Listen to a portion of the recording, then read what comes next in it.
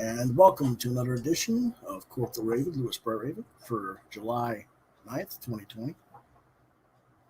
This week's topic, I'm not going to do the David Coverdale rendition, but here we go again on our own, down the rabbit hole we've always known.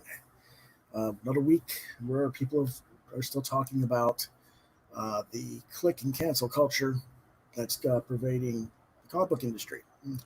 So we'll talk about that, and we'll also talk about other things, including our guest later in the show, Mark Andrew Smith, will be here to discuss his current crowdfund campaign, some spin-offs from the GLADSTONE'S universe, and we'll answer some questions and answers and do some reviews. So before we do anything else, let's do our normal notice. In accordance with the new copper regulations, this episode of Quoth the Raven is intended for ages 16 and up. While some of the content we will feature is kid-friendly, the context of the episode is to address and educate older teens and adults to inform them of said content for them to research as consumers in service of the youth. In other words, parents, grandparents, aunts and uncles, teachers, librarians, etc. There is always the possibility of adult language on the episode as well. Rated TV 16 and up. So let's quickly go to our questions for this week.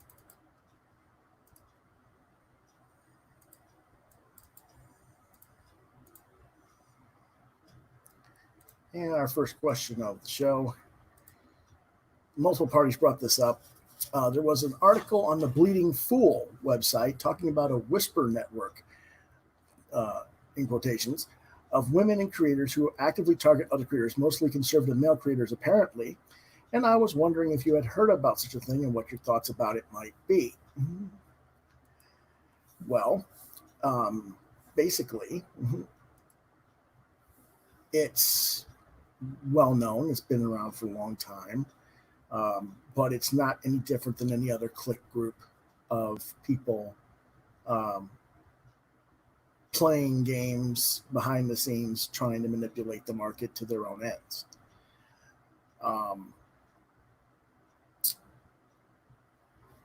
The way some of them are going about it might be a little bit underhanded, and you might question some of the tactics, but then again, maybe not. I don't know. But whether I think a lot of them people need to understand that this is just unfortunately part and parcel of the industry and has been for decades. There's a lot of people who abuse their position of authority as editors. There are creators who abuse their position of power as popular talent, whether they direct that to other creators and try to get their fan bases not to support their competitors, or they do other things to try and further their own personal agendas. It's there. It's always been there. I guess it's becoming more and more pronounced and more obvious out in the open now, and I guess, and people are angry about it. But since it's been here all along, I guess I'm just kind of burned out on it. It's like, yeah, what about it? But it's there. Next question. Michael, who from Michigan, who I talked to me about this privately. You say there are a lot of different click groups. There's two different spellings for it. In the comics industry and the entertainment industry, what levels of power do these groups really have in the market, in your opinion? What can be done to better control whatever influences they may be imposing upon the market, if anything, is the question. Sorry about that. Didn't put it up there. There you go.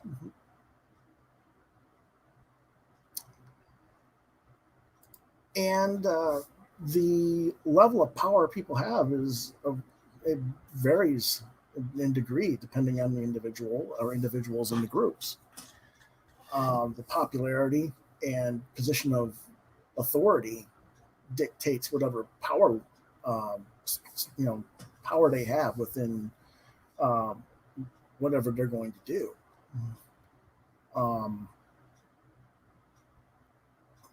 but people go up and down in popularity. People fall in and out of favor with different other parties in management. So when you have that going on, you're going to see transitions. You're going to see, people coming and going naturally.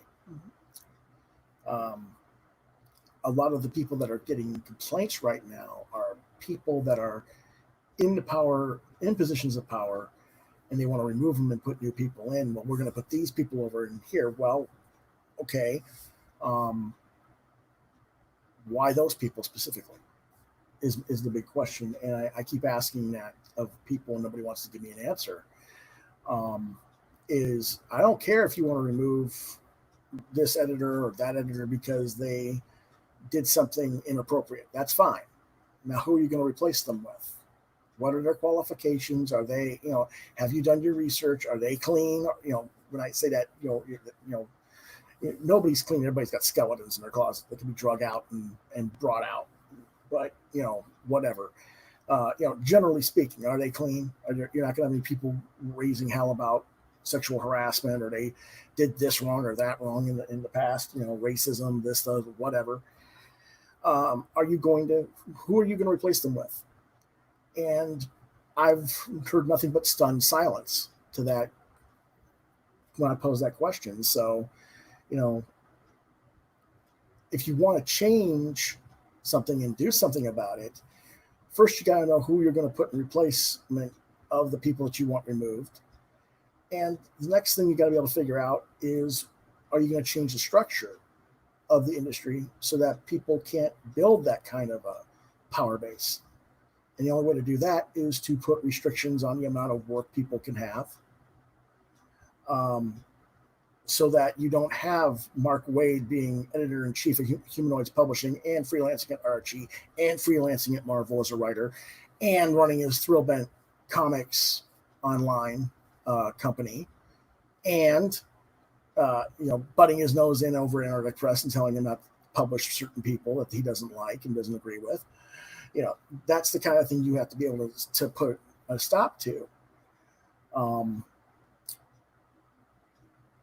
And what I see from a lot of these click groups is, well, yeah, we want to put an end to that, but we don't want to put an end to it. What we want is to put ourselves in the position of power so that we can have all of it for ourselves.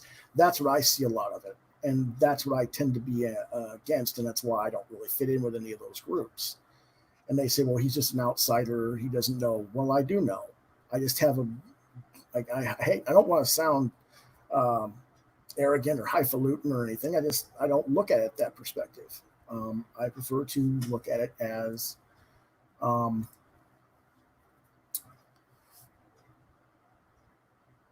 having a proper perspective and responsibility to trying to give everybody an equal shake, so to speak. We can't have that if we've got the same people working at every company at the same time. So there you go. And John Moore says, good evening. Hello again to you, John. Good to see you again. Let's go ahead and go on to the next question. The question is, do you have a clique that you belong to? And I've already addressed that. I really don't. If I ever did, it would have been the original Constellation Studios that I ran from 93 to around 05, I guess. And I wouldn't call us a clique because we were never that type of people. None of us were ever that popular as a collective. Afterwards, after the group broke up, after my parents got too sick and I couldn't run the studio anymore, and I helped other people and the members of the group get in at Image and Marvel and DC, they became popular, but they were also told by management of these companies, cut your ties with Bright Raven or else. So there you go. That stuff happens all the time too. But I don't see any of those guys running around acting like jerks either. And I don't see them talking about putting down other creators or doing anything wrong either. I see them minding their own business and doing their work. So, what more needs to be said there? Next question. Jason from Washington asks, what do you think the ultimate goals of such groups, meaning click groups, may be? To what end are they trying to serve? Well, ultimately, they're just trying to put themselves in the position of authority and power so that they can do what they want. And if you're kissing their butt, you can do what you want enough, I guess. But if not, they're going to block you from doing what you want to do in your career. And there's different groups within every publishing company. There's different groups within,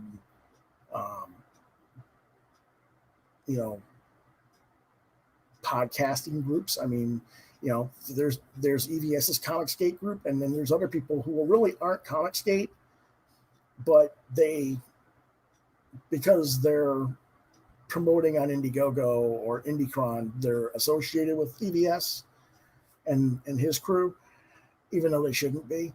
And then there's other people who are, Indievolt is a click group to a degree, and everybody that's on his and Varian and Randy's circle. You see the same people clicking every week on their network. I wouldn't, the only difference is, when I have guests on my show and and I know I have a lot of the same guests often, it's not because they're my friends per se. It's just because when I invite other people, they're not wanting to come on the show. Well, I got to have guests. So, hey, you want to come on? They come on, because I like them people on the show, So if I have a guest over, it's not just because of friendships. It's because, they have something that they want to share. I'll give them a platform.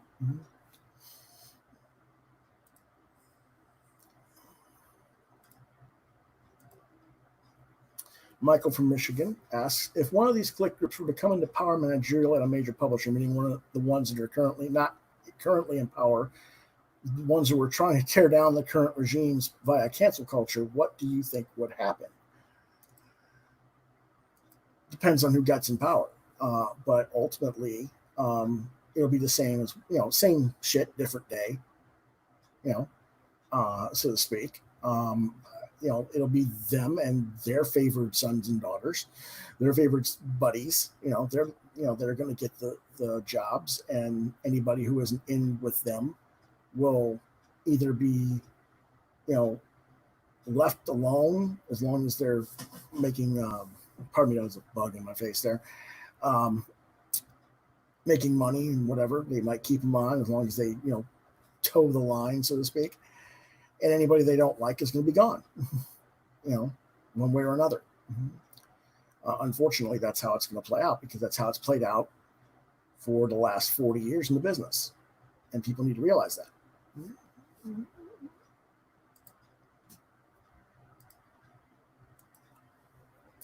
Multiple parties ask, is Comicsgate a click group, and do you think that the media gives such groups too much power via media coverage and recognition? Yeah, obviously, Comicsgate is a click group. Does the comics news media give them too much attention? Absolutely. But more importantly, the comic news media tends to slant the information in such a way that it gives those groups power that they shouldn't have. I'll give you a perfectly good example. Recently, there was a big whoopee-doo about Ethan Van Sciver's Cyberfrog 2 making $1 million in the campaign. They're going, see, his book is making just as much money as these top-notch level Marvel DC books. That's not true. And, if you break down the numbers accordingly and figure it out and figure out how many backers he actually has, which is about 8,700, between 8,600 and 8,700 the last I looked, he's more like rank 190 to 200 in the industry, not number 2 in the industry. And those dollar numbers, you've got to remember that part of that money is going to Indiegogo. Part of that money is going to printing. Part of that money, he's not making that money for himself. It's money that's being raised to produce a product. Marvel and DC aren't raising money to produce product. They already have the money and are producing a product, and they're selling enough copies to warrant those millions without having to go through a campaign, without having to make promises and offer bonuses in order to entice audiences to purchase. You're comparing apples and oranges, but because the media is presenting it this way, it's giving Ethan and his little group a point of power that isn't legitimately earned, in my opinion. Mm-hmm. That would be an example. Mm-hmm.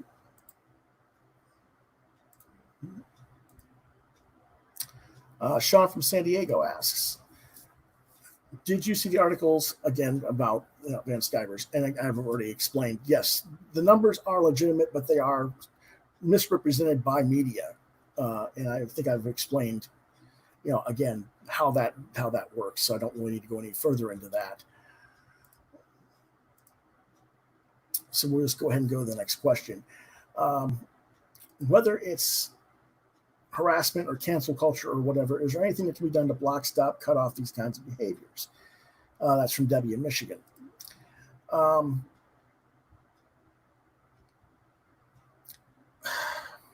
Regulating the industry is the only way I can see it. And regulating the industry means that you're only allowed to work for so many products or so many publishers, so many different clients at once, and so many different products at the same time. And that means,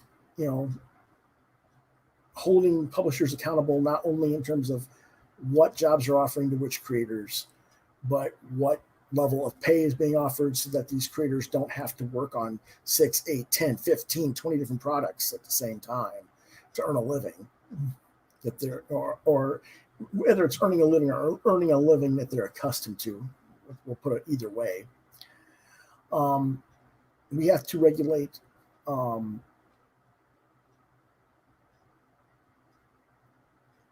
different aspects so that we don't have people flooding the market with too many books, as making the creator the brand, as it were, any more than we make the characters a brand, like X-Men or Batman or Superman. There's too many of those books out there. Well, that's because that's what the fans want. No, it's not. We don't want that. We haven't wanted it for years, and the sales numbers prove this, because the numbers that we had before all this stuff was going on in the 70s and 80s, the numbers were considerably higher. And as we expanded the lines, it was brought into a point where the numbers dwindled to, as much as 30% of what we used to have. And, a book that's selling 90K nationally is number one selling book, or 120K is, the best selling book in America for comics, when a mid-tier level seller back in the 70s and 80s was closer to 500,000, mid-tier. So, we're talking like, 150th ranked book sells 100,000 and or selling rather 500,000, and they're talking about, so no, we need to fix that. And the only way to fix it is to remove people who want to flood the market with redundant product, and try to get creators that are solid, that we can give them 1, maybe 2 assignments a month and pay them more for that, so they're making a comfortable living and can support themselves and their families without having to be out there so much that the audiences get sick and tired of seeing them. That way you don't have to build a brand of recognition as an iconic creator, I guess you could say, the way so many people are trying to do these days. Mm-hmm.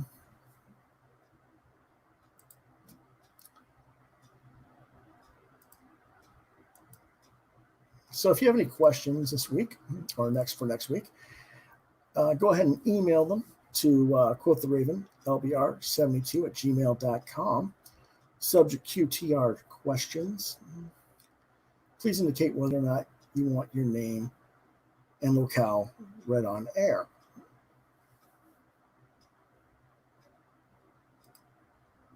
Now, some people have asked me to go ahead and talk a bit more about that Ethan Van Sciver thing.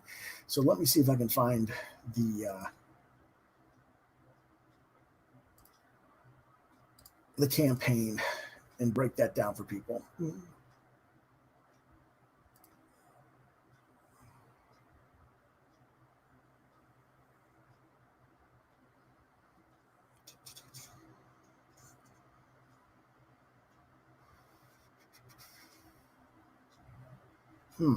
Okay.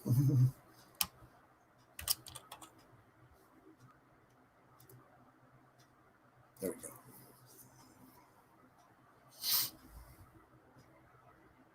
Okay. He's actually surpassed 7,000 backers now.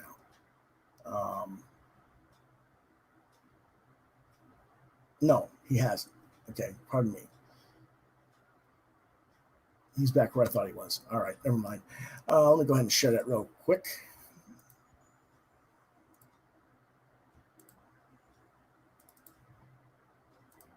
There we go. Now, as you can see, he's earned over $1 million in the campaign, a little over $1 million. But the key number that people need to understand is that 8,685 backers. That's the key number that matters.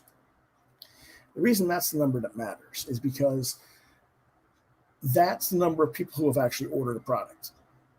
Now, some of them are going to get extra copies of books, and some of them are going to get some additional bonuses, depending on what the campaign reads. But even if we were going to compare this apples to apples, then what would happen is that 8,685 backers would be 8,685 orders, copies ordered equivocally through the diamond market. Now, if I was going to take that number and compare it to the actual numbers which Comic-Con dictates and reports for us on a month-to-month basis, let's go ahead and take a look at June 2020's comic sales, if we can. I'm not sure. No, we can't. Let's see if they got those ordered or not. We don't have them on the numbers right because of the way things are. Let's see how far back they go. Nope, they don't. Interesting. March, maybe? Okay, we can go to March. That's the most recent Comic-Con numbers. That's probably because of the situation with COVID-19. Now we're looking at 8,685 copies is the number that he had as backers. I'm going to share a different screen and show you something.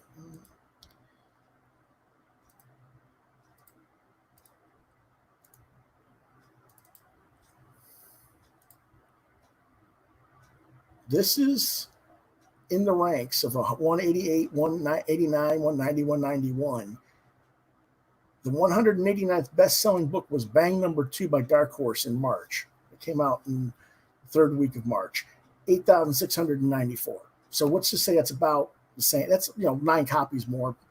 Okay, so we're talking about a book that sells the same as the 189th ranked book. Yes, he's got all those millions of dollars. It looks nice on paper. But again, Indiegogo's going to get some of that money. The printer's going to get some of that money. The mailing costs, shipping costs are going to come out. He's got to pay taxes. He's got to pay production costs to his collaborators. All this stuff. He's not making $1 million. Doesn't go in Ethan Van Sciver's pocket. Okay, maybe 25 to 30% of that money is going in his pocket for that issue, which is a nice chunk of change. Don't get me wrong. But when you have the media going, he's made $1 million. Well, that's a falsehood. He's only made about $250,000 to $300,000 at the end of the day, if that. Okay. So meanwhile, those other high selling books that they're trying to compare that Marvel and DC made, they actually did make that money of $1 million profit. So there's why I say we're giving these guys power and giving these guys undue credibility. That's how it happens and why it's happening that way.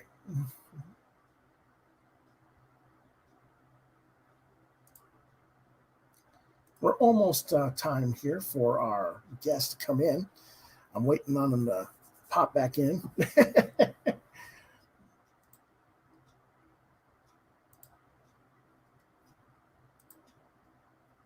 We'll see what's going on.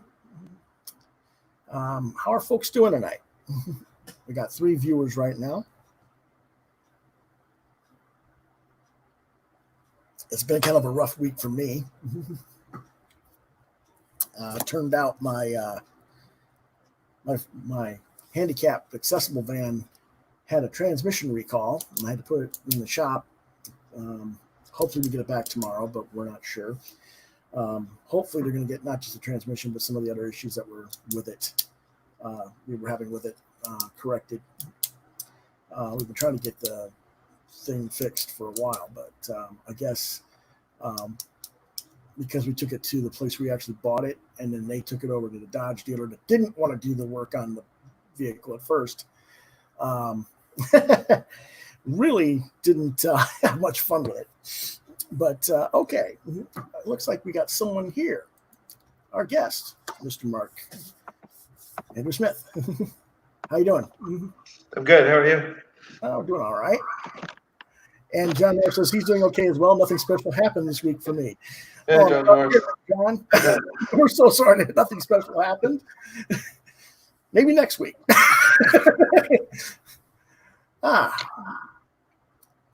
So let's go ahead and switch our banners.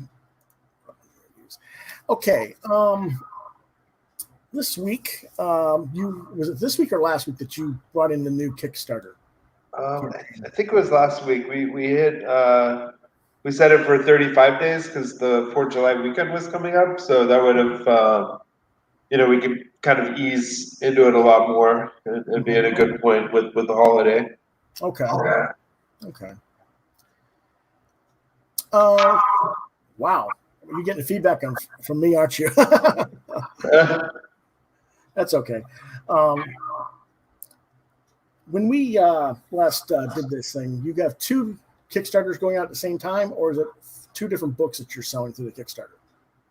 Two different books through the Kickstarter. Actually, four different books. 2 different books. Okay. So there's 4 stories. There's the Skull Brothers and Martian Jones, and then there's Ghost Girl and Mummy Girl. So they're flip books. So you read one, and then you get to the end of it, and you just flip it over, and then on the other side's the other one, and then you start reading that one.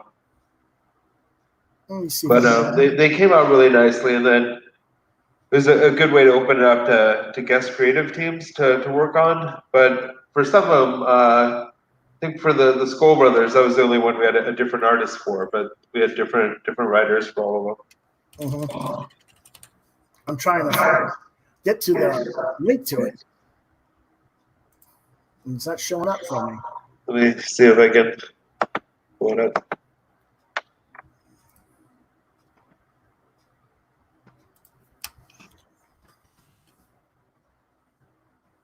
I'll find it.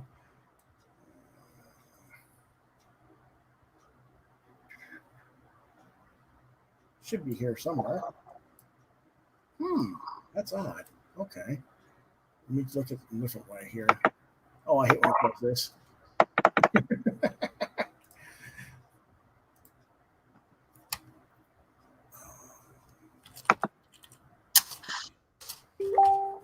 There we go.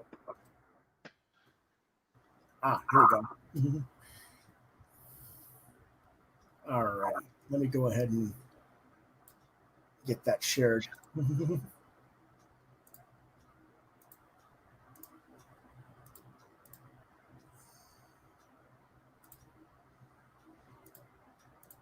There we go. And this is 2 different double features, like Mark had said. And it's the first one is this is the Ghost Girl that you're showing on the video right there.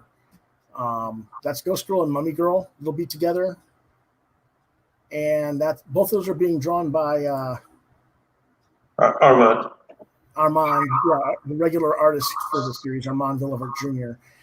And then you have Martian Jones, which is also drawn by Armand. And then you have the Skull Brothers, which I believe that's being done by, is it Marcio Takaya? Marcello Di Chiara. Oh, okay. Okay. I'm say that again. Marcello Di Chiara. Marcello Di Chiara. Okay. I don't know. Brazil. I always confuse those two. I did a book with them a long time ago called there's a one shot called Kill All Parents through Image Comics, and then I remember. He was like the first person that I asked to do the Skull Brothers one shot, and then one of my friends from film school, Eric Martinez, he wrote two of the one shots. So he wrote the Skull Brothers one shot, and then also the Ghost Girl one shot. Cool. So let's go ahead and talk a little bit about what they are. We know that Skull Brothers and Martian Jones. What are these going to be about, basically? The Skull Brothers story is kind of it's a prequel story to the Skull Brothers going into Gladstone's School for World Conquerors, and it's kind of like kung fu zombie movie influenced, I'd say. And then the Martian Jones one shot is just a done-in-one kind of sci-fi multiverse type story. Okay. I did see Mummy Girl, or was it Ghost Girl I saw? I think it was Ghost Girl I saw. It was Ghost Girl. Yeah. And Ghost Girl was kind of a one-shot story where she was basically meeting her ancestors of a sort and learning about her powers. Yeah, all of her powers are kind of explained. You know, yeah, if you, so that was see all the attacks. Right. Well, not just really explained. I mean, we're actually seeing more powers that she still needs to learn what they are and what to do with them. Yeah. Well, we see how she gets her powers, I guess. Yeah, but yeah, she's got that was an interesting preview that she showed me there. I haven't seen the Mummy Girl one yet, but yeah, that. So, are we doing? Yeah, the Mummy Girl one. It's kind of like the Martian Jones one, where it's just a fun, kind of self-contained one-off adventure. Mm-hmm. So I'd say like the Skull Brothers and Ghost Girl feel a little bit more heavy, and then they're more anchored to continuity, and then the other ones are just kind of fun stories. Cool. Not that those ones are also fun, but solo, self-contained. Right. Okay. Well, let's see here. There's 64 pages each. Yeah, about the Skull Brothers and Martian Jones it's a little longer, and then Mummy Girl and Ghost Girls. I think that's about maybe 50 pages, and the other one's closer to probably 70 pages, I'd say. Oh, okay. But we put 60 for just story pages. Right. And as you can see, there are guest covers. The cover A will be by Coy Pham, and the cover B will be by Ben Temple-Smith. Since these are flip books, how are you going to do this? I mean, if you get cover A, Coy Pham, you're going to get cover A for Martian Jones, aren't you? Yeah, that's right. Okay, so that's going to be kind of weird because what happens if I like cover A on the Skull Brothers, but I like cover B better on my. Yeah, there's the option to buy both, and then it's a little bit more, but we might do something where we could print like a third cover that mashes all of the options together. So we're going to see about that. Well, I was thinking that maybe what we just need to do is just put the alternate cover in as a pinup. Inside. Yeah, I think we're going to do that, and then maybe like a virgin version of it where there's no like logo or anything, just so people can appreciate their artwork. Yeah. So we're looking at the interior pages here by Marcelo Jachara. Who's coloring this? Is this Pat Brousseau? No, this is Pat Brousseau's our letter. yeah, Carlos Carrasco. I'm not familiar with him.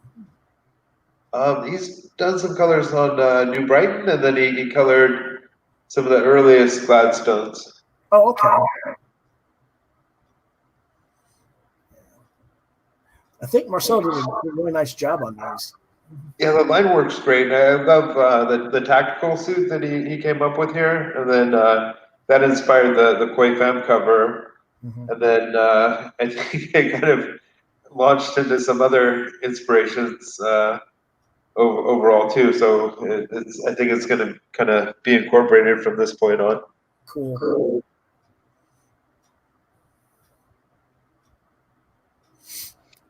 Ow, I think I broke everything.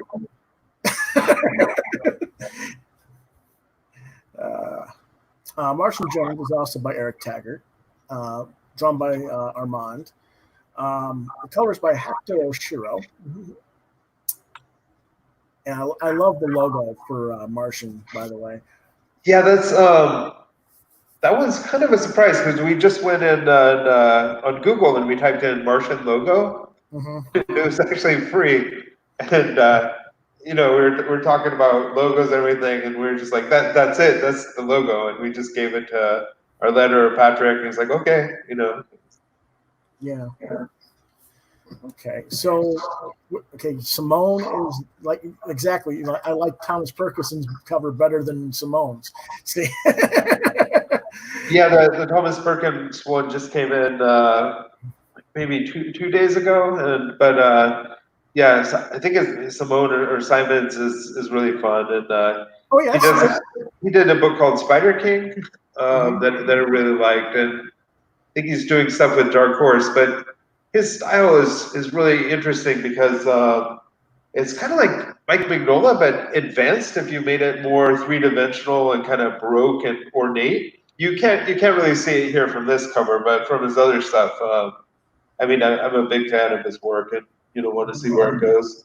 Yeah. And then there's another close-up of the. Yeah, this looks like the pulp novels. And you can see the different multiverse versions of Martian Jones. And then these are the interior pages by Armand. Yeah, these ones don't have the lettering on them, but the lettering's finished. Yeah. And eventually, depending on what the situation is on that one, there is a pinup that I did for Martian Jones. Yeah, I think we're going to make it an extra print that comes with the books, and then do some extras, like maybe stickers and other things if we get the chance for it, hopefully. Yeah. So hopefully, if you guys, all you people out there who keep saying I need to put something out, well, he's got it. You just got to order them enough to make it worth the time, so they can release it. But even if for some reason that you guys don't get it enough orders to warrant the print, you can always add it as a pinup in the book. So, yeah, one way or another, it'll get seen, I'm sure. But let's see. So, what are we starting at for prices? I think there's a $10 pledge with no rewards, and then people really asked for digital with this one, so we did the digital pack. So the way I price digital is usually about just half the cost of the print version. Yeah, that's usually how I do it. And then okay, 15 or more gets you the PDF files for all four of them. Yeah, that's right. Okay. Which that's a pretty decent deal, I'd say, for that's $4 a stick. 120 pages. That's not bad, and you're supposed to be supporting too. Yeah, well, it's basically you're paying $15 for 4 stories. That's what if it was 16, it'd be $4 a book. So you're paying equivalently what you would be paying if you paid a regular comic. Yeah, that's right. 20 or more, you only, for the print wise, you get Scholar and Martian. And then same thing, I guess, for this is one Gladstone's hardcover. Oh, okay. Yeah, this is a 70-page book. So it's not like these days everyone is doing like 22-page floppies for $20. And I just have to say, like, from the beginning, we've been putting out $20, like, we did like a 200-page hardcover book for $20. So, or people are doing like 22-page single floppies for $20. Yeah, we've been killing ourselves. So we're trying to like, okay, like 50 or 70 pages in floppy form is kind of equal to $20. So we have to kind of, start doing this smarter in a way. And I like the floppies too, because, it's about process. So, I mean, everything in the hardcovers takes so long, and then it's all polished and everything. But I think there is something fun to doing single issues and seeing how things come together and doing research and development in terms of a process. Yeah, I'm reading these pledges, and I see the one for Stillblooders and Martian Jones for 20 or more.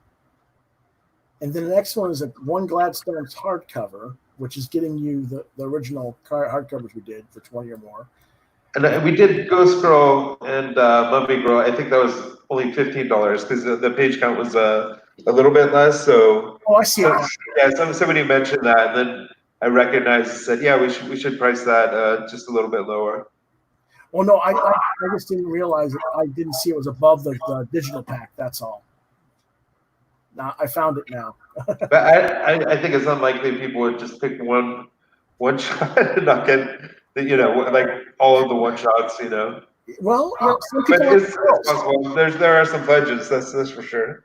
Yeah. So some people like certain characters and don't care for the others. So that's. Yeah, I should look closely at that for like market research, I guess, and see. Yeah, I'm planning on getting both of them. So but we'll see what's going on. But so what have we got here? We are at.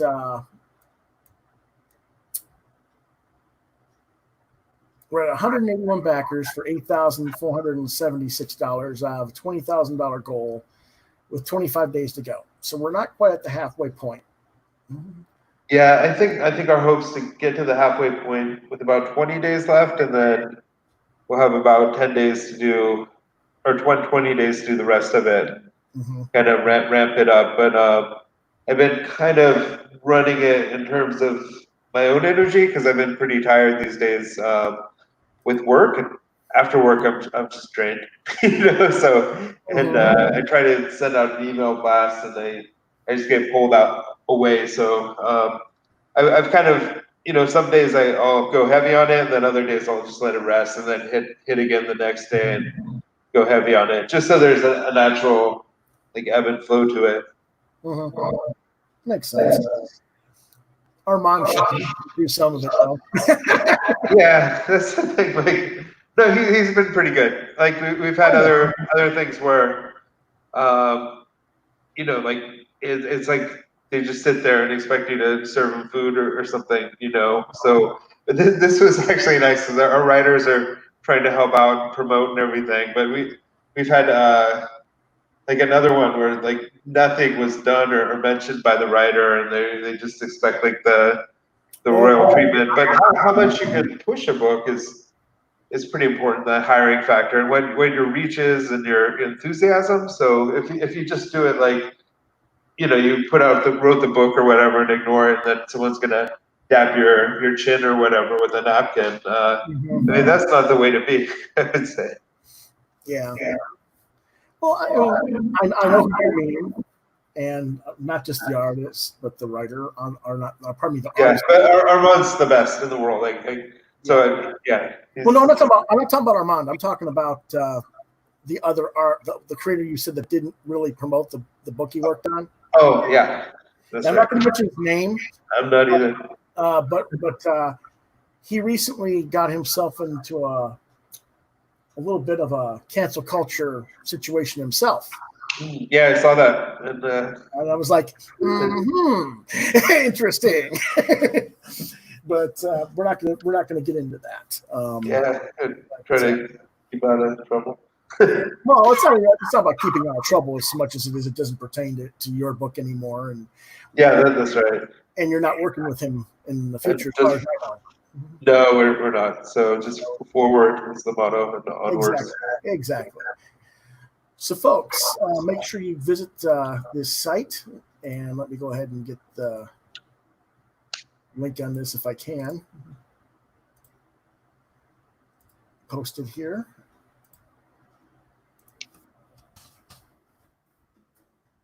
We'll see, it's a little bit long, unfortunately. But look up Gladstone School for World Conquerors on Kickstarter, and it will show up, I'm sure. But I'll leave it up there, and I'll put a quick link for that in the public comments as well.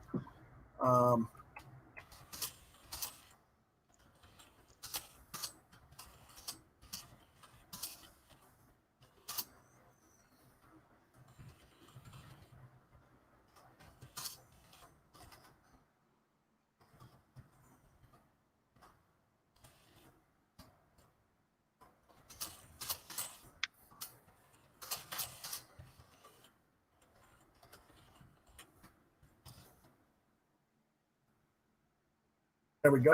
Up there on the YouTube page now as well, so you can read it in the screen, and it's also on. Yeah, but finish the show first, guys. I don't want you to. No, kidding. Yeah. Well, no, by all means, go check it out, because I don't know if you got a new video on this, but this pretty much showed the same video as the original. Yeah, we've had that video, I think, since the second one. Yeah, it's the same one. Yeah.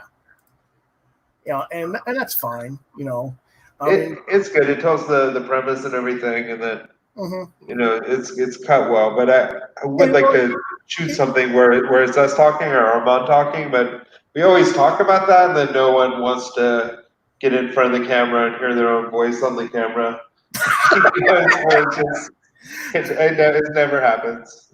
Yeah. Well, we need to hire John Norris as a voiceover artist. That's what he wants to do. That's right. Or we could hire some better looking actors, better sounding actors to play us in the promo. Okay. I wish Armand was on, but I'd ask, okay, Armand, who's your guy? Because I know he has somebody in mind. Probably The Rock, I think. Yeah. Well, no, it can't be The Rock. It was Rock with a wig. That's right. I mean, Yeah, The Rock with a wig. Either The Rock with a wig, or Armand's got to shave his head. Okay. I got an idea. Let's make Armand shave his head. So. Hey, we can donate the hair to a charity for people with cancer or something. Because his hair. Yeah. I think Bill Murray would play me. I think that'd be part of the joke. Yeah, John Norris. But part of the joke would be like somebody who looks like nothing like us. Right, exactly. And John says he's available. I think we'll probably take you up on it, or we could have a bunch of people play us and just keep cutting as we talk. Yeah. Well, he is available. Okay. So maybe you two should you should talk on Facebook and get some of his sample work as a voiceover worker, and then see what you think. All right, that sounds good. All right. But yeah. So we'll look about doing that in the future. And what other stuff you got going on? I mean, I know you just started a new job. Yeah, I'd say the job has me locked in pretty well. There's something really secret I've been working on. I can't talk about it at all, but I'm starting with a new artist, and I just talked to them on the phone, and they're overseas in the Mediterranean. So I'm excited, and but I can't talk about it until it formulates more and it happens, and we have the strategy and the plan for it. Well, I mean, you're right there in Texas. What's that? I mean, your job in Texas. Oh, how is it? Yeah, your brand new job. You just moved to Texas and got a new job.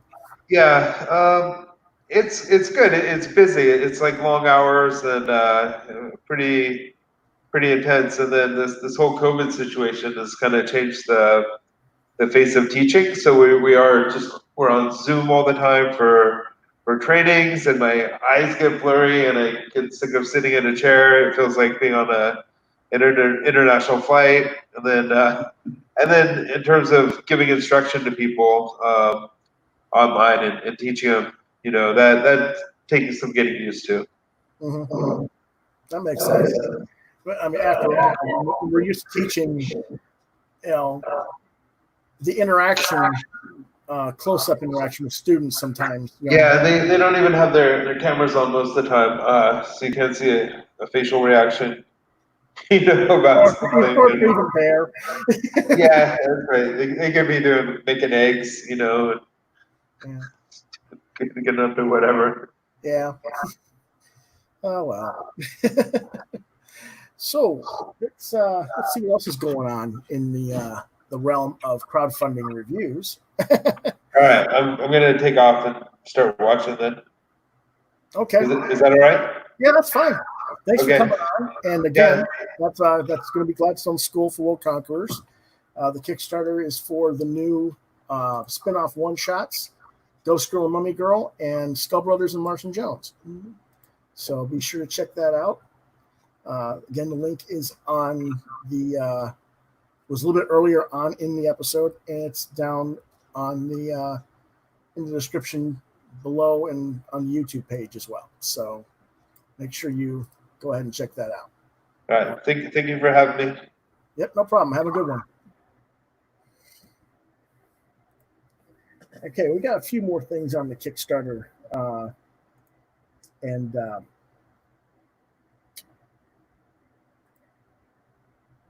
Indiegogo scene. I just have to get to them. Unfortunately, my computer is being fussy tonight. I don't know why. There we go.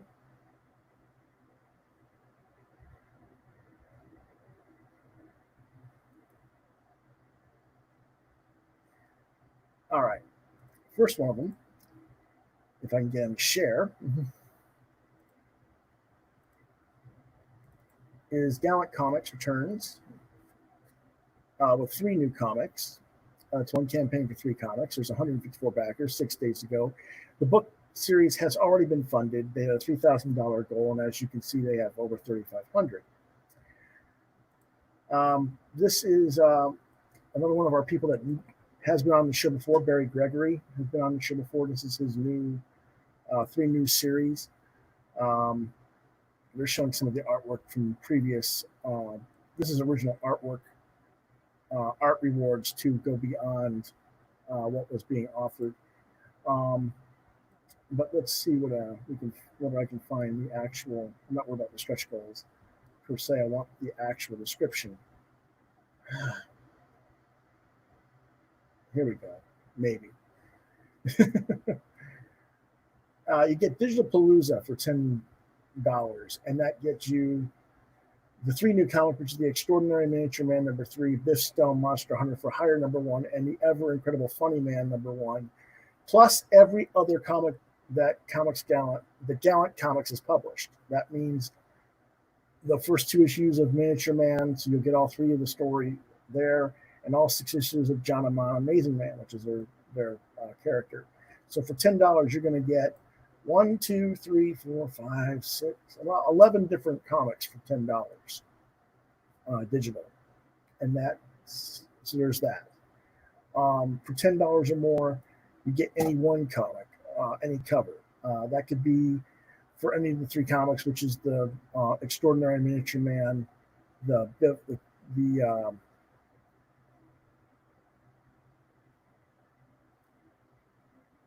Biff Stone Monster for Hunter for Hire or the Funny Man book.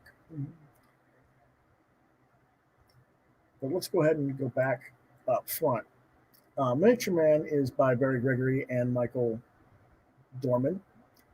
And there's the cover artwork for it. And there's the cover for number 3. I think these are actually the Stephen Butler covers, but I could be wrong.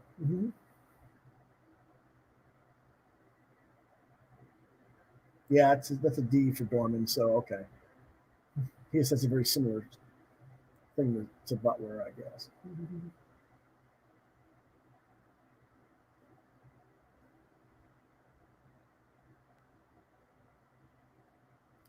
And then number 1 was Stephen Butler, and number 2 was Stephen Butler as the original artist for Miniature Man.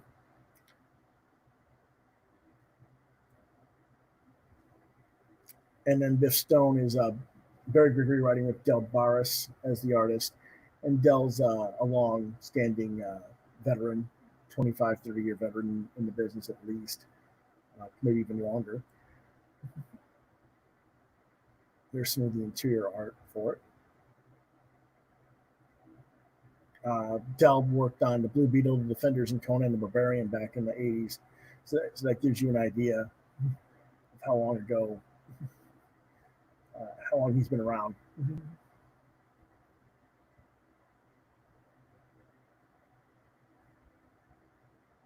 And of course, they got different covers. The standard cover is by Stephen Butler. The variant cover is by Del.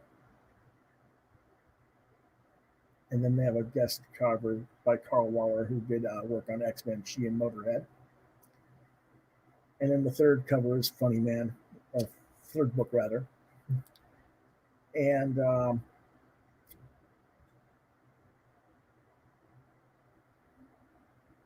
again, written, colored and lettered by Barry, with pencils linked by Luis Rivera. So here's some pen-up work for that.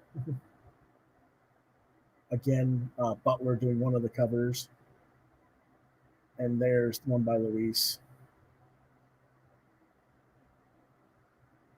And then they have another one by Jenny Gregory, which is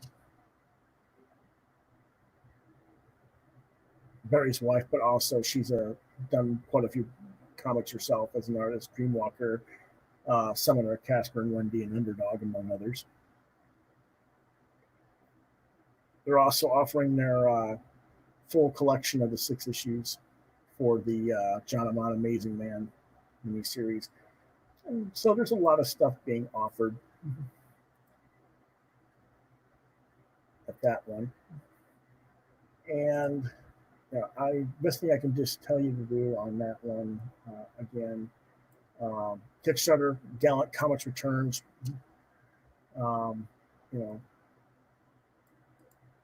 I'll go ahead and put it that way. Whoops. Yeah, that's all right.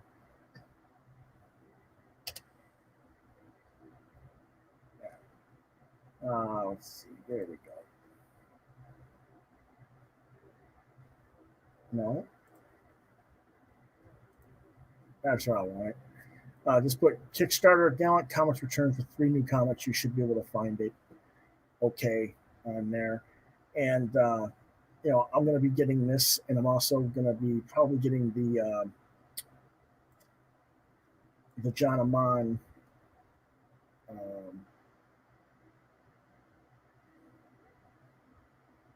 I'll find it here. It's way down here. The Volume 1, How Sharper Than a Dragon's Tooth Trade, which collects all this stuff. I'm probably going to get all of that down the road here. But this one, go ahead and get you, for $15 or more, you get all 3 of the Stephen Butler covers. You can get for $15 all 3 of the artist edition covers, guest artist covers, so there's ways of doing it, mix and match however you want as well. You can get blank cover editions.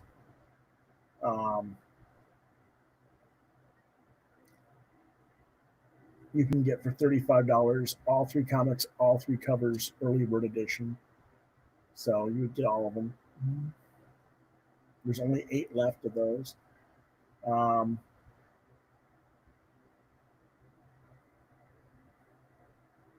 You can get original hand-drawn art sketch covers, reseller packs, all kinds of stuff for if you're a retailer. So there's a lot of really good stuff on their campaign that you can get.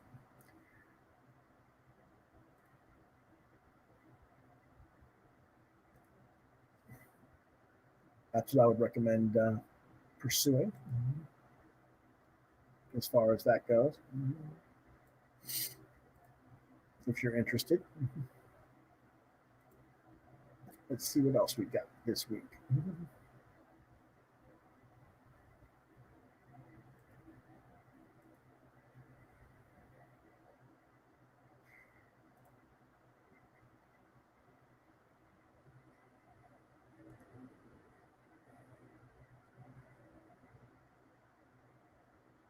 We have over on Indiegogo a book called Holler. This is issue number 2 by Jeremy Massey.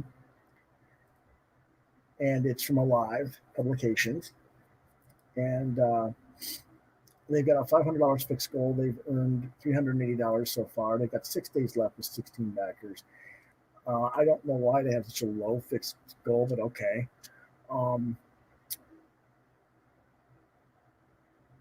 I've got the first issue, and I'm going to review that tonight in our review. So you get to see an issue. You'll get to see a little bit more about this book from the first issue and decide what you want. So again, this is Holler number 2 by Jeremy Massey on Indiegogo.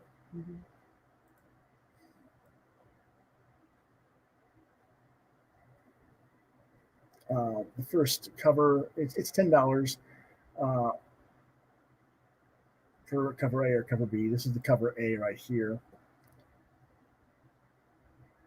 You can get both of them.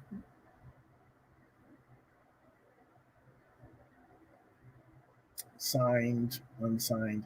This is the second cover.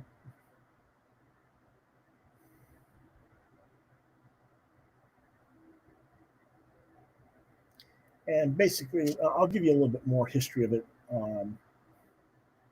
when I talk about the book, because I don't really want to give it too there. But there's multiple stories in the second issue as there were in the first issue.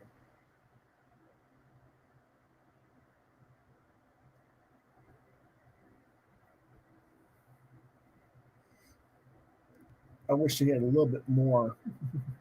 You can also get issue number 1, which I have the cover on the left with the blonde guy playing guitar. I did also see the other one. Now, normally, I don't know. This is the special edition stuff, so I don't know how it's going to play out in the in Diamond, because I got it through my comic shop number 1, and it was $5.99. But this is probably the special edition stuff for Kickstarter, I'm guessing. I don't know for sure. I'm trying to get a hold of Jeremy and get some more information on that, or Drew Ford, who runs It's Alive, but we'll see. One way or another, I'm going to either back this or I'm going to get number 2, one way or another. But I'll have to find out more about this in the next 6 days. And I'll give you guys a review of Holler a little bit later in the show. Again, that is Holler number 2 by Jeremy Massey at Indiegogo.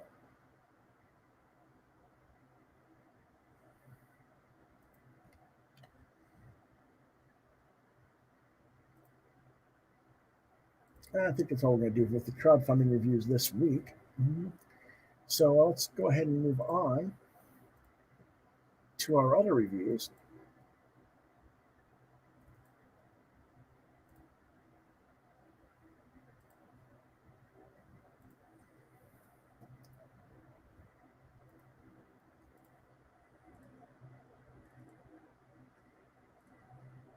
Our first book is Adventure Man number 2, $3.99. Image Comics, written by Matt Fraction, artists are Terry and Rachel Dotson, action adventure genre. Was released yesterday, July 8th, 2020.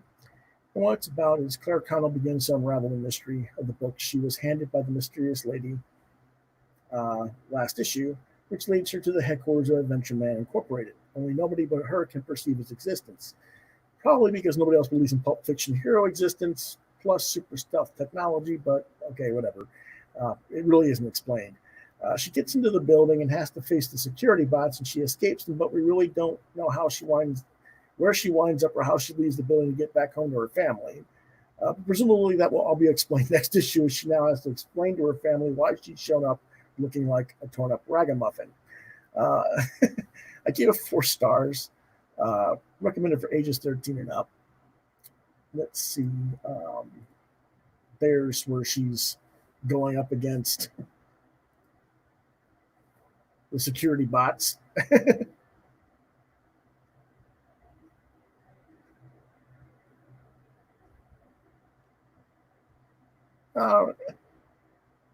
It's a decent book.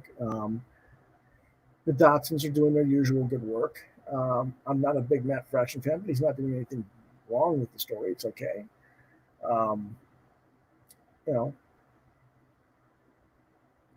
The first issue was a double-sized issue. It told more of a story than this one, but I'm not expecting, I guess, the condensed storytelling these days. So, it's okay. It's above average for comics these days. So I'm giving it a 4 out of 5.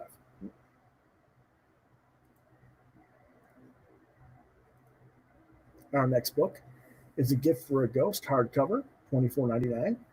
Publisher was Abrams Comics Arts, Abrams Books. The writer, illustrator, artist is Borja Gonzalez. Script was translated by Lee Douglas. The genre is mystery, abstract, historical. Released July 1st, 2020. And what it's about is the book follows 2 distinctly different time periods and groups of women, interweaving the narratives to present a mystery that mentally enthralls the lead females of both eras.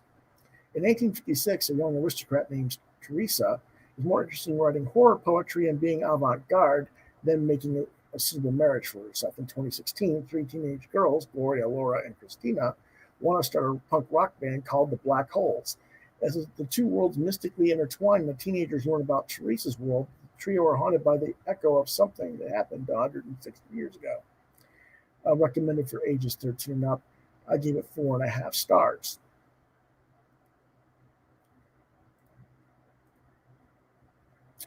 The artwork is very Mignola-ish in a way, but yet he has his own interesting perspective and illustrative style as well. But it feels very Mignola influenced. Let's take a quick look here. This is Teresa meeting a skeletal person in 1856 out in the jungle, woods, whatever, of the period.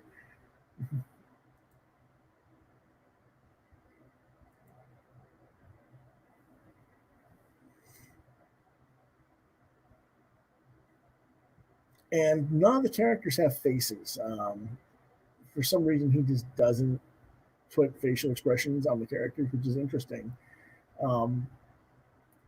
It kind of gives the characters a sense of a lack of identity, but yet it makes you focus on the script more so than just the art, because now you don't see facial expressions. You have to kind of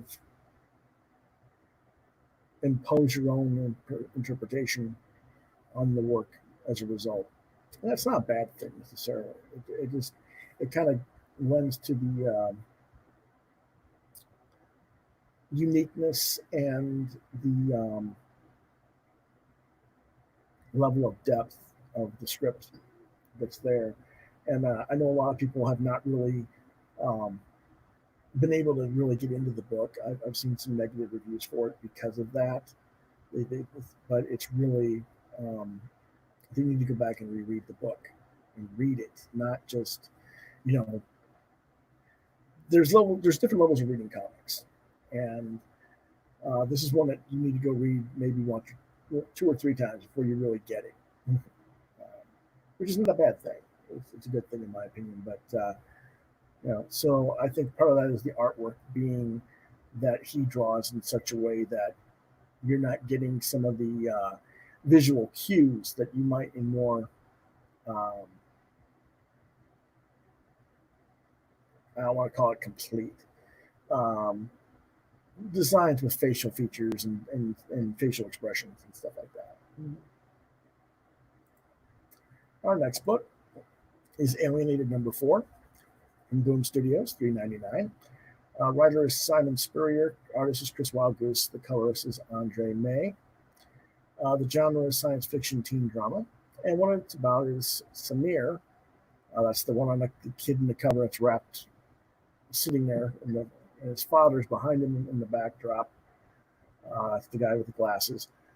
Samir confronts his father by using Chip, the alien that's holding him, as a conduit, and learns that his father left the family because of his own failures and had nothing to do with Sam, who has been blaming himself for the dissolution of the family ever since his father left. Meanwhile, the jerkwad member of the 3 Sams that have been using Chip, Samuel, finds out that his creepy-ass vlog isn't selected by the corporation group for the cool vlog that everybody that he thinks he has. And he gets all angry, and Chip is now at his all-too-dangerous whims. Can Samir and Samantha stop him before he uses the alien for his own destructive purposes? For ages 15 and up, rating 4 out of 5 stars. Very serious storyline going on. It shows Samir as a cutter. That's a person who does self-inflict damage, almost suicidal to a point in the book. It's very serious. There's also a hotline number for suicide or self-harm prevention in the book in this particular issue. So it's very interesting that that Simon went that way as the writer. Glad he did in a way for the purposes of getting people to look at that, but at the same time, it's very interesting. They show how perceptions change who we are, and because Samir, like I says, he thinks that his father left because of him, and reason his father left. Well, I'll show you in a minute here.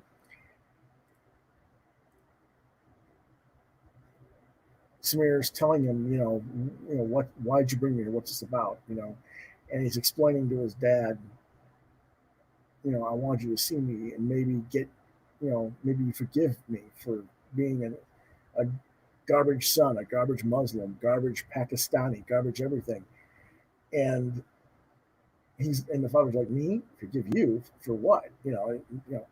And the father's ashamed because he explains it. I met a woman. I started another family. I don't even pray anymore. It was nothing to do with you. It was, basically the father being a dick in a way, and not explaining that to us and just walking down on the family. And we don't know the whole story of that. But we don't need to know the whole history of that. But it changes things, and it doesn't make Samir's pain any less. It gives a different focus to the pain now. Instead of being angry with himself and blaming himself, now he can maybe get past that and say, okay, well, now what? Do I blame him? It changes things. But we unfortunately get shifted from that over to the Samuel character, who, like I say, his creepy ass white supremacist blog crap. That's in the storyline. But that's who that character is. We know that. So, and it's been established already. And now, because he's angry that he didn't get recognized, what is he going to do with this alien being that can shape and alter reality? And it's up to Samir and Samantha, the other 2 Sams, to stop him, but we just don't know what's going to happen next. So it's a good cliffhanger point, but I kind of wish that I don't like the Samuel character, to be honest. I wish they'd done a little bit more with Samir through this and then waited until next issue to get into the Samuel bit, but I understand the pacing and I understand why. they did what they did. So I have no problem giving them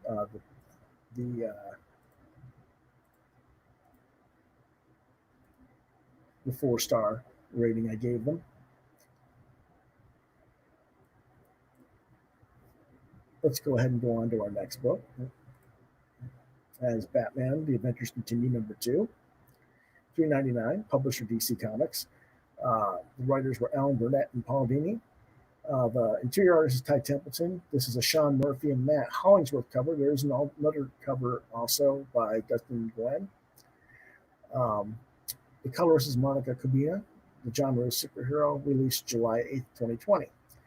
And what it's about is Deathstroke the mercenary is in Gotham and is targeting the Batman family as well as other criminals in town. Hey, Slade Wilson isn't choosy about his clientele as long as the money's good.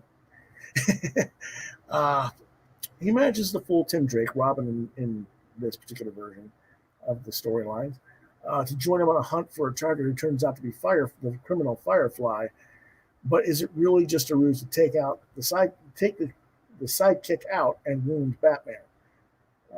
Recommended for all ages, 5 stars. And in the beginning of this, they fight off Clayface and Deathstroke, and basically Robin is fighting off Clayface, and Deathstroke comes in and freezes Clayface and paralyzes him with a freeze paralytic of some sort. And he's not particularly, Batman's not particularly impressed, of course, but Robin is. And the other two are kind of like looking at him like, what? Well, he is kind of cool. Yeah. Well, no, he's not. And Batman, of course, has his own suspicions. And in here, at the bottom of this introductory page, Batgirl has stopped Roxy Rocket. And Deathstroke approaches her to try and get her into his clutches, so to speak. And Batgirl's smart enough not to fall for it. But then he approaches Robin, and Robin falls for him. And they go after Firefly. And, well, I'm not going to get into the cliffhanger point, but it's pretty nasty. But yeah, it's a good book. It is, for me, the only Batman book worth reading right now. So if you haven't read it, because these are reprints, so to speak, they're new prints for DC, but they were originally released months ago digitally. So, and they would have been out a little bit sooner, but with the COVID-19, they had a delay and other stuff going on as well. So, but this stuff was done digitally last year, so that's why it's taking so long. But so if you've read them digitally, well, cool. But if you haven't, it's new. And John Norris's Burnett, Dini, and Templeton are all awesome, and yes, they are. They're really cool creators, and they deserve everything they get. It's positive. Now, let's go ahead and go to the next book, which is that Holler #1, $5.99, as I said, when I got it through Diamond. Publisher is It's Alive. The writer-artist is Jeremy Massey. And the genre is teenage slice of life / rock and roll. As far as I know, it was released to the retailers on July 1st, 2020. And what it's about is this story is about the formation of a teenage rock band set in the early 1990s in the Appalachian Mountains of Virginia, as told by the lead guitarist of the band. It talks about the silly hypocrisies of the church and society in that area against music, about the typical anti-gay attitudes and other stuff that was prevalent in that era and certainly in that part of the country, even to this day. It has a very underground indie comics vibe, similar to other works I've reviewed of rock and roll type comics like the Stereos and Rockzilla, but it's geared more to a teenagers or adult audience than all ages. But I do recommend it for ages 13 and up, and I give it 3.5 stars. Let's see here. Yeah, we do have some interior art. Okay, here we go. He's talking about, this is the lead guitarist's name is Mark. and he's talking about how his parents moved into Virginia and they had to go to church, and he's going after going to youth group uh, with the church every Sunday, even though he doesn't really want to. He wants nothing to do with it, but his parents sent him to it. And on Saturday, he's being crazy wild with his bandmates, but on Sunday, he goes. And in this particular scene, he's wearing a very well-known Nirvana T-shirt design, and they read something that Kurt Cobain of Nirvana wrote, which is "God is gay, reject Christ," or whatever like that. I think it's reject Christ. Let me check real quick here. Abort Christ. That's what it says. And of course, he's wearing a Nirvana T-shirt, and everybody's just kind of staring at him evilly, like, "How dare you wear that shirt in our youth group?" And so this is a different page afterwards. But in the comic storyline, the youth group leader talked to his parents, and they took away all his Nirvana CDs. They took away his Nirvana shirt because he's, anti-Christian, anti-this, anti-that. And again, it's just kind of this weird cancel culture thing going on. I can understand why you can be upset with a person that says something like that and everything. But you don't get mad at the kid for wearing a shirt. He didn't know that Kurt Cobain said that. And he goes, "Oh, he's like, oh, well, I guess I don't wear this shirt anymore." Is what was his response, because he didn't know. I think that the youth leader probably went overboard and overstepped his boundaries a little bit of his responsibilities, and probably blew the whole thing out of proportion to his parents. But whatever. This is what happens sometimes. But Anthony isn't that sort of thing. And as a youth leader, Mr. John Norris, one of our viewers, what do you have to say about that? Because he is a church youth activist. Do you think that's? I mean, if you were in that situation as a youth, would you have gone to the parents of that youth and said, "Hey, don't let I could say, hey, don't wear the shirt anymore or anything, but at church, or don't but would you go beyond and say, well, he don't let him listen to this kind of music or this kind of whatever?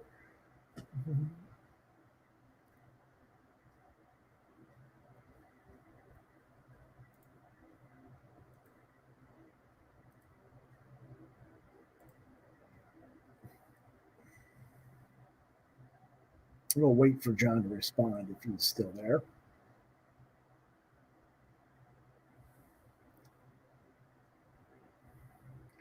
It's a tough question, right? And so he's going to take some time thinking about it, I'm sure.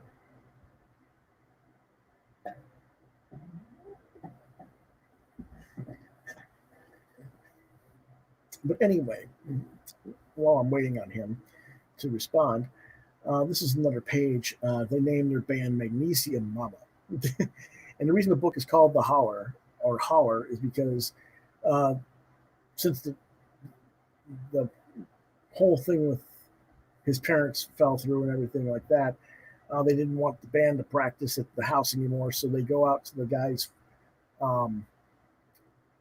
cousin's house or whatever like that, and they're out in the holler, which is out in the sticks somewhere, and they're doing their practicing out in the boonies, basically. Mm-hmm.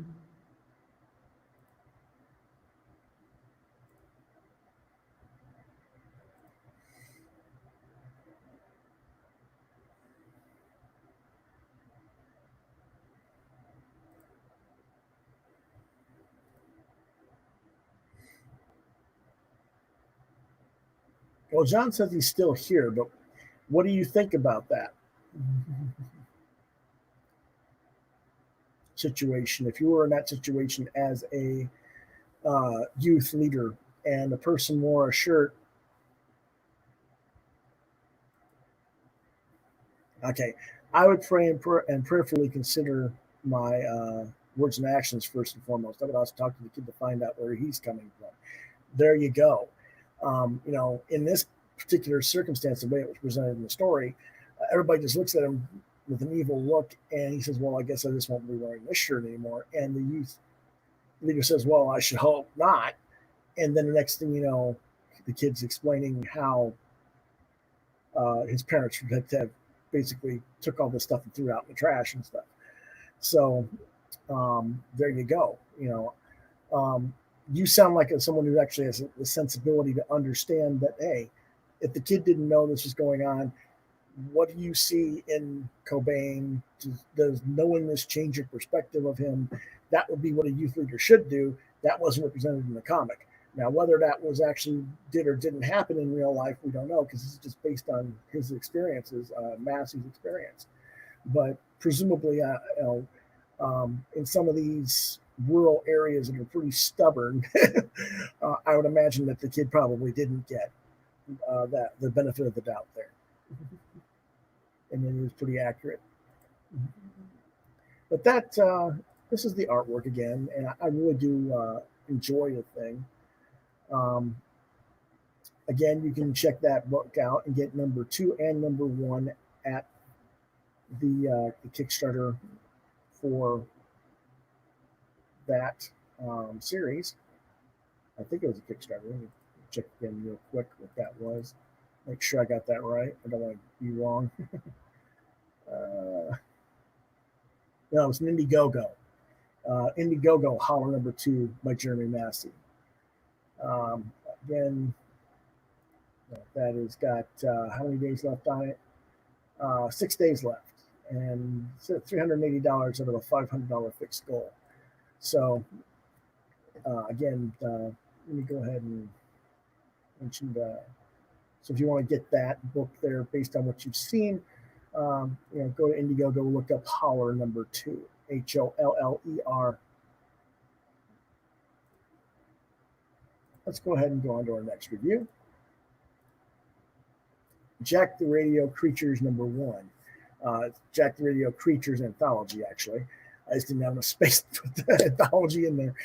I don't have a price on it listed on the review because I can't find the price on the book anywhere. And I forgot what I paid for it. But it's a pretty thick book. And writer's George Hague. I guess I misspelled it. It's Hage, not Hague. My bad. Various artists, including one of our former guests on the show, Mr. Nick Cagnetti of Pink Lemonade fame. The genre is rock and roll science fiction fantasy anthology, and it was released on July 1st, 2020. What it's about is Jack the Radio is an actual band that does exist. George is one of the members. And the stories are based off the song lyrics by the band, written by the band member George Hague, drawn by a variety of artists from their album entitled Creatures, which I have not yet listened to. I haven't had a chance to download it. But there's a central character, a kind of pale rider skeletal guy, which is sort of the guy on the screen that you're seeing from the cover as a robot version of himself. But he wears a nudie suit that's a Western cut suit with art designs on it, often with rhinestones or other glamorous gems, with a skeletal pattern embossed on the clothing. All the stories are done in one standalone stories, and there's some pinups as well. I'm not sure it quite meshes into a cohesive overall narrative in my head personally, but then I haven't listened to the album, so that might make a difference. But you can enjoy the book without having heard the album. I would recommend it for 15 and up, and I gave it a 4-star rating. Do not have scanned art for it, but I do have the book here. So let's go ahead and take a quick look. Again, there's the nice cover. That's one of the reasons I got it, was the cover really grabbed my attention. The artwork is by Matthew Allison. That's the black and white version.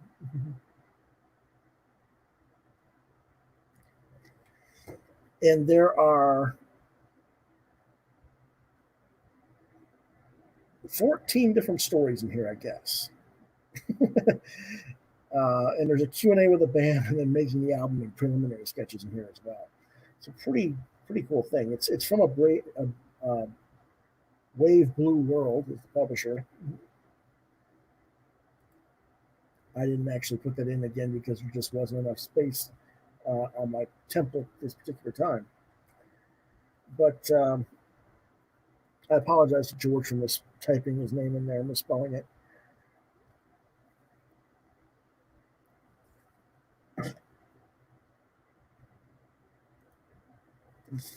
Here's again, this is part of it. In one scene, he looks like that with that suit that way. In other ones, he looks a little more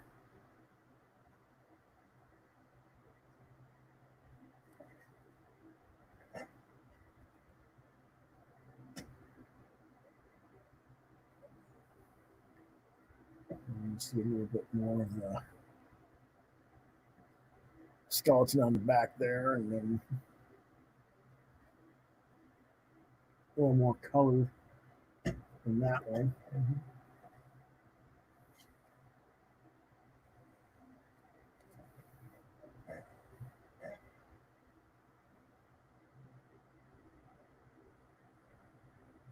I'm going to go ahead and get to Nick's area, since those of you probably, well, actually, let's get the creature's rise first.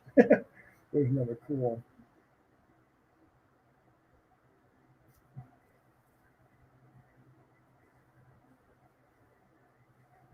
Or here, but let's see if I can find Nick's real quick.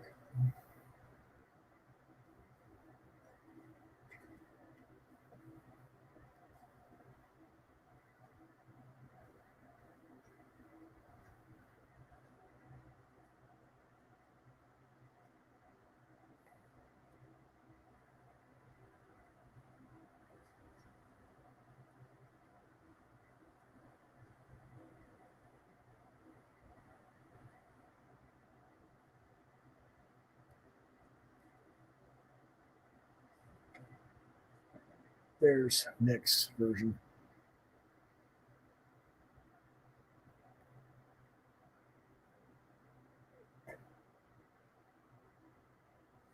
And his story is called Socks, and it's just a 2-pager, but it's a cool little thing there.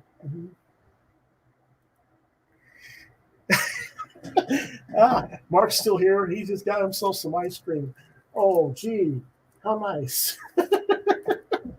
Mine's still down in the kitchen. Should I go get some? No, I don't think so. I'll wait until after the show. But yeah, that is the Jack the Radio Creatures #1. It's from a Wave Blue World. Again, I could not find a price point on that book anywhere, and I tried to get a hold of Nick and ask him, but I just never heard back. So all I can tell you is look it up online somewhere, and hopefully you can find it online, how much it costs, and whether you're interested in it. Next book is The Plunge #4, $3.99. Publisher is DC Hill House Comics. Writer is Joe Hill. Artist is Stuart Eminem. Colorist is Dave Stewart. Genre is horror. And what it's about, the Islanders, basically human shells controlled by what seems to be alien parasites, want to strike a bargain with the rescue crew, dive and extract and open a space that they can pass through so that they can return to their own dimension world. Of course, the greedy corporate representative is on board, but the rest of the crew isn't really sold, nor should they be. For all they know, they can open up a portal to let the aliens invade en masse. It's mostly just a talky issue. There's not a whole lot of action going on per se. There's a little bit, but not much. But it's just mostly setting up for the penultimate confrontation #5 and conclusion #6. Recommended for 17 up. It's rating 3 stars. Typical comic book. Nothing wrong with it. It's just there. Here's the beginning of the artwork. They see one of the people in the crew's been killed.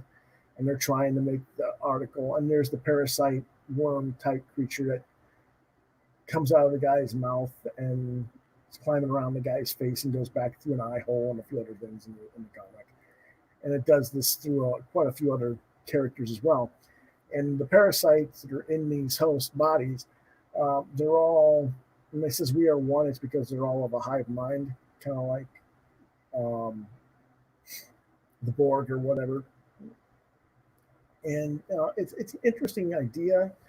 But as well as Stuart Immonen is drawing the book, it really isn't a comic book to me. It's more, this would be so much better if it was a prose fiction story. That's just, how this particular story strikes me. And of course, Hill being the son of Stephen King and having written prose fiction horror stories plenty himself, I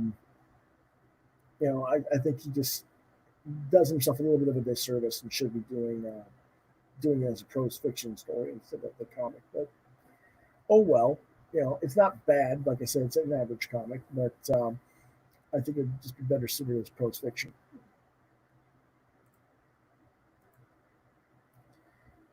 Next book is Usagi Yojimbo Classics, Jimbo Classics, number 4, $3.99. Publishers IDW Publishing. Writer artist is Stan Sakai with colors by Rhonda Pattinson. Keep wanting to say Pattinson. It's Pattison. Genre is anthropomorphic samurai adventure. Released July 8th, 2020. What it's about: Usagi continues to tell of his experiences as a young samurai, including how he gave up a girl who'd been interested in him to a friend to serve as liege, and his time as a samurai guard in the war he fought in against a rival lord's clan. Recommended for ages 10 and up, 5 stars. Really can't go wrong with Sakai or Usagi Yojimbo's. Really one of the best books that's ever been released in comics in the last 30 years, 35, 40 years actually. I can't remember how long ago Usagi actually started, but I'll go ahead and take a quick look at some of the artwork here. And this is where his master, whose wife and son have been killed, goes to war against the other people, and Usagi's over right behind him as the Lord Liege, as the guy with the horns up front in the foreground, and it's done pretty well. I really did enjoy the story, although it was sad, of course, to read some of the storyline. If you're not familiar with Usagi, and I got into Usagi a little bit late, so I'm reading some of these stories for the first time as the early works.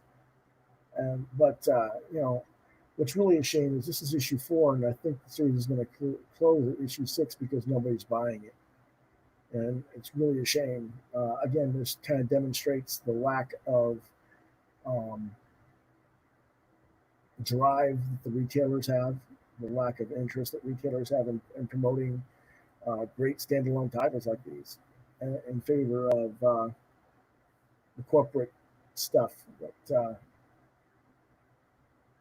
goes on, unfortunately. That is our reviews, however, for this week. And next week, I know there was a few books that people were expecting me to review this week. They were expecting me to review Star Slammers by Walt Simonson and The Complete Wraith and a few other books. Unfortunately, because of the situation, Scholastic should take it. I would love to see Scholastic do that, actually.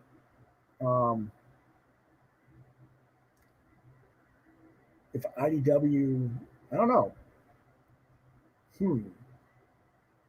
Yeah, I mean, IDW just doesn't have the clout. But Scholastic putting those books in the schools would probably make it blow up massively. That's a good idea, Mark. I don't know how to get. The question is, can you get Scholastic to talk to Stan and get him to do it? And I used to have a contact in Scholastic, but he's no longer with them, so I don't really have anybody in there that I could say, hey, Go find him. And yes, John Usagi is amazing.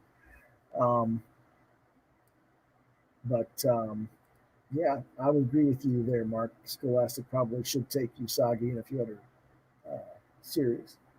Sorry about that. My hair is just kind of crunchy tonight. I don't know why. Just the humidity. But there's our reviews for the evening. So we're going to go ahead and close it out for the night. And next week we'll get that Star Slammers and the Complete Wraith and some of the books that I didn't get to reading this week due to the circumstances with the van and some other stuff going on this week. I just wasn't around to finish reading and getting everything posted. But we'll get all caught up next week because even after this show, I'm probably going to start prepping for next week's show. Hopefully, we'll just get the van back tomorrow. We won't have any more to worry about. So, if you want to reach me,